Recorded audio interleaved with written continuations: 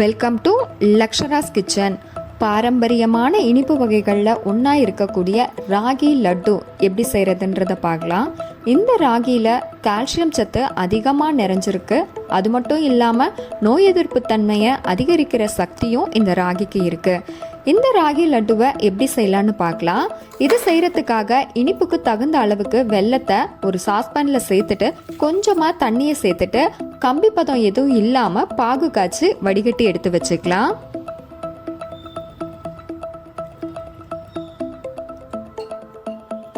இப்போ ஒரு பேன்ல 1 ஸ்பூன் அளவுக்கு நெய்யை சேர்த்துட்டு 2 கப் அளவுக்கு கேழ்வரகு மாவை சேர்த்துட்டு நல்லா வாசனை வர அளவுக்கு ஃப்ரை பண்ணி எடுத்துக்கலாம்.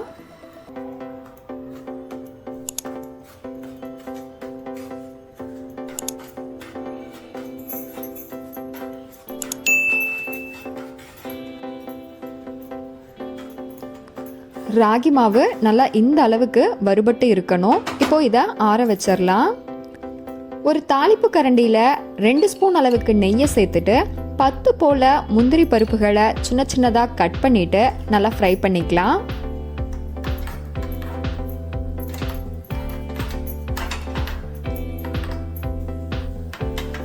முந்திரி நல்லா இந்த அளவுக்கு வறுபட்டு இருக்கணும்.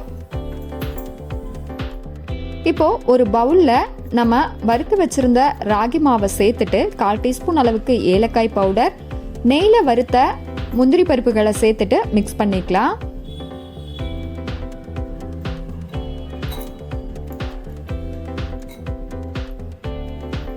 நல்லா இந்த அளவுக்கு மிக்ஸ் ஆன உடனே நம்ம ரெடி பண்ணி வச்சிருக்கிற பாகை கொஞ்சம் கொஞ்சமா இது கூட சேர்த்துட்டு மிக்ஸ் பண்ணிக்கலாம்.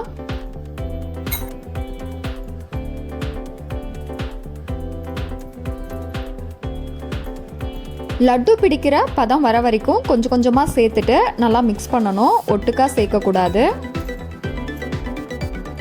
நல்லா இந்த அளவு மிக்ஸ் ஆன உடனே இதை சின்ன சின்ன உருண்டைகளாக லட்டுவாக உருட்டி எடுத்துக்கலாம். ஸ்கூல் போகிற குழந்தைங்களுக்கு ஸ்நாக்ஸ் பாக்ஸ்லேயும் இதை நம்ம கொடுத்து விடலாம். ரொம்ப ஹெல்த்தியான ஒரு ரெசிபி இது.